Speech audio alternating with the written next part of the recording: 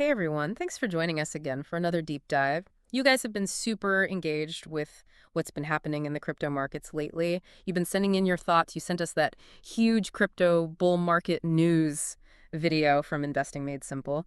And so today we're going to be taking a look at, what's been going on with this correction and where we are in the bigger picture and what all this stuff going on globally really means. So let's dive in. Yeah, let's get into it. I mean, it has been a wild couple months, and I think a lot of people are wondering, have we seen the bottom?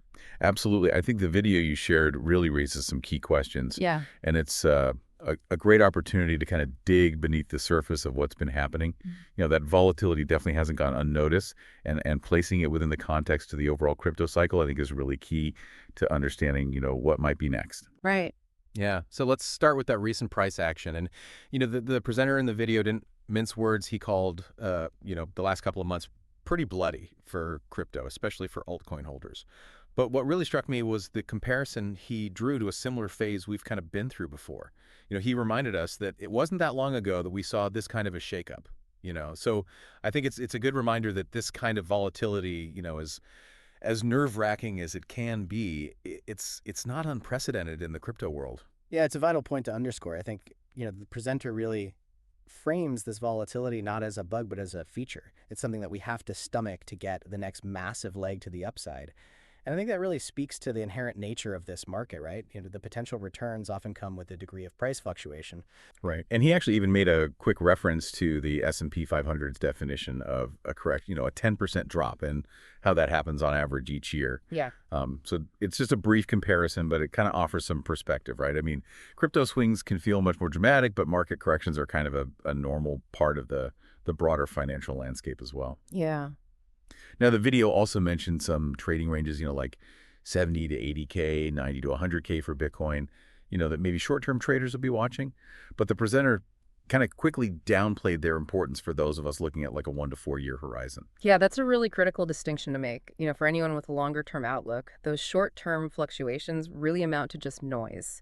Yeah. And the core signal that the presenter is highlighting is really the need to see another leg up in the coming months to kind of maintain that overall bullish perspective. Yeah. So that becomes a key metric to observe. Yeah, absolutely. So let's move on and talk about seasonality. This was a part of the video that really got me thinking. Historically, January has tended to be a strong month for Bitcoin.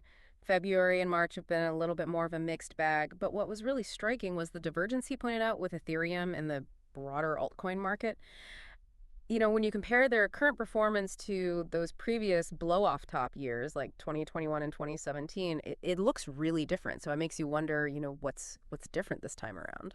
Yeah, this divergence is an interesting puzzle, and I think the presenter uses it to introduce the idea that global liquidity is the primary force driving the crypto market, rather than attributing price swings to more speculative or unsubstantiated factors. And so I think that perspective suggests that the overall availability of money in the global financial system is what's driving the market, rather than specific pronouncements from influential individuals or isolated events, things like that. Okay, so his theory about why we might be seeing this kind of delayed market turnaround is really interesting. He's proposing that, the high levels of U.S. government spending we've seen recently have kept inflation persistently high. And that's what's prevented the Fed from easing its monetary policy as quickly as maybe some had anticipated. Right. Well, if we connect this to the broader macroeconomic environment, it does kind of present a coherent picture. Yeah. Because, elevated inflation creates pressure on central banks to maintain tighter monetary policies.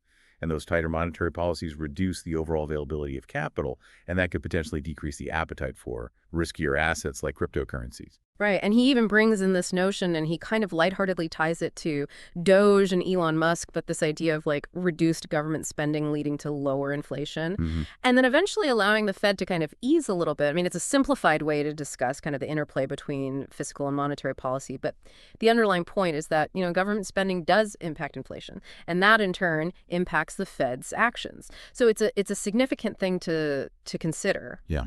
And, based on all of this, he's still kind of anticipating a potential market peak around October or November, suggesting, a window for recovery beforehand. Right. And I think the presenter's emphasis on the rapid potential for gains within relatively short 4 to 6 month periods in the crypto market is an important insight. by referencing historical instances of substantial price movements within such timeframes, he's underscoring the inherent dynamism and the potential for swift changes that characterize this market. Yeah, so he also flagged a potential upcoming headwind, the new Trump tariffs scheduled to start in April, which he believes could introduce some rockiness into the market.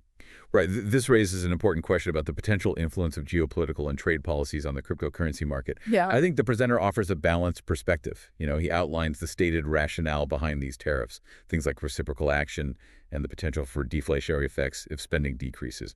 But without really expressing a personal opinion on their overall economic merits, I think it serves as a reminder that global economic policies can have far-reaching consequences across various asset classes, including crypto. Absolutely. Okay, so let's pivot a little bit and delve into the concept of the 4-year cycle. This is something that is talked about a lot in the crypto community, and the presenter highlights what he calls the current big divergence. Typically at this stage in previous 4-year cycles, we would have witnessed significant surges upward. This time around, we've obviously experienced a pretty notable correction. And he partly attributes that to those tariff uncertainties and the ongoing situation in Ukraine.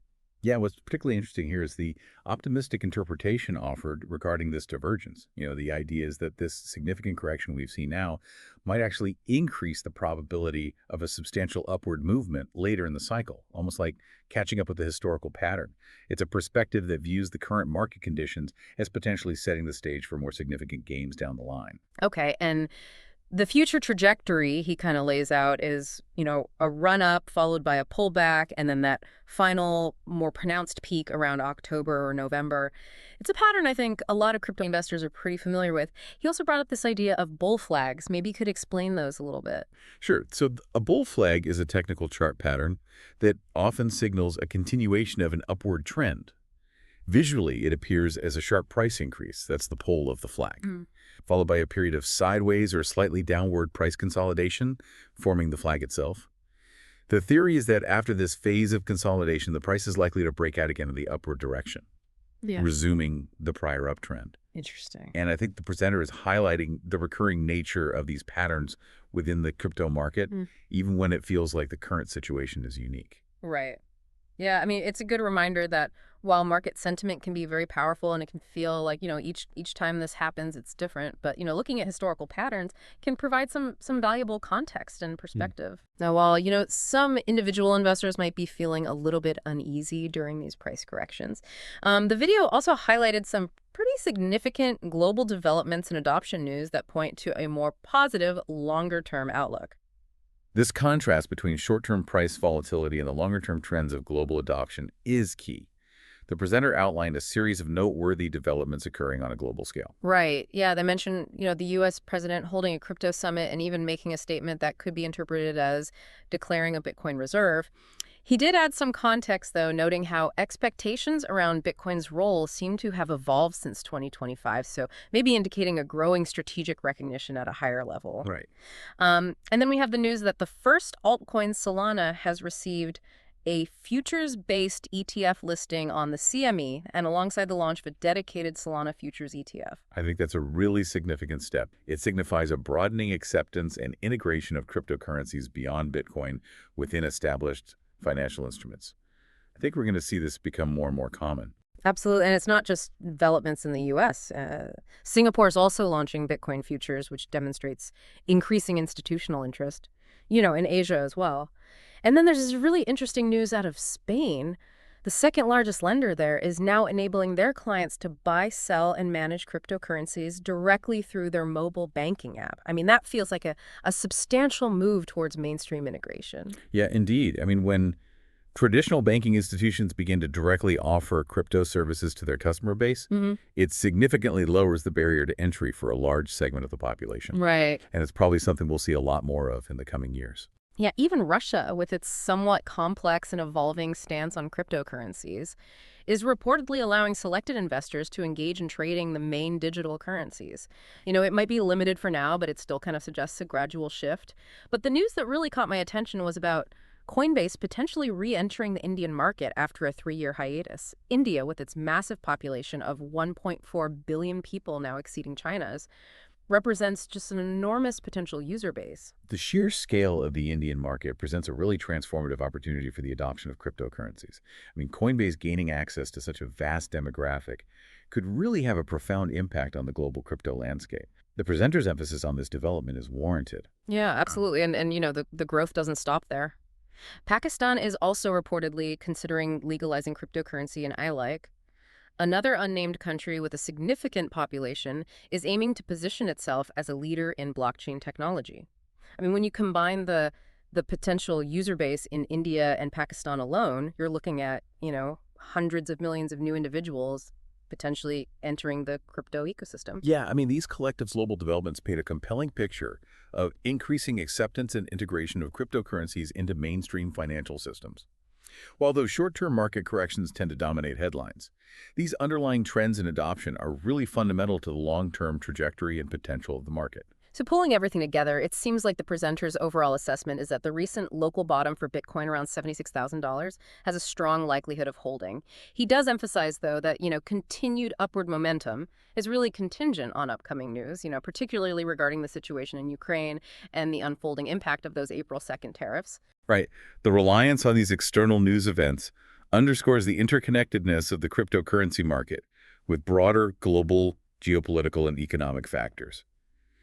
While the historical four-year cycle suggests a potential for reaching new all-time highs, these external variables can introduce considerable volatility and uncertainty in the near to medium term. But the overarching message seems to be one of cautious optimism that the game is still on, fueled by these ongoing positive developments in global adoption. He even ends the video with a thought-provoking question for us to consider. Could all this recent volatility simply be a normal annual market correction? Yeah, it does give you pause. Examining the current market environment through the lens of both historical patterns and these significant adoption milestones provides a valuable framework for understanding the forces at play. Absolutely. So to quickly recap our deep dive, we explored the cyclical nature we often see in the crypto market, the potential influence of global liquidity, Yeah. the possible effects of tariffs, and those really significant strides in global adoption. It's clear that navigating this space requires keeping a close watch on these broader trends and accepting that volatility is just, a characteristic. This deep dive really highlights the importance of looking beyond just the daily price charts, understanding the larger macroeconomic factors and the increasing global integration that are shaping the long-term narrative of the market. And that brings us to a final point for you to consider. Reflecting on the historical cycles we've discussed and the potential influx of new users in massive markets like India and Pakistan, how might your own long-term perspective on cryptocurrency be shifting? What specific developments will you be monitoring most closely in the months ahead, whether they relate to global economic policies or further adoption? I mean, it's vital to keep researching and thinking critically as this space continues its rapid evolution. Thanks for taking this deep dive with us.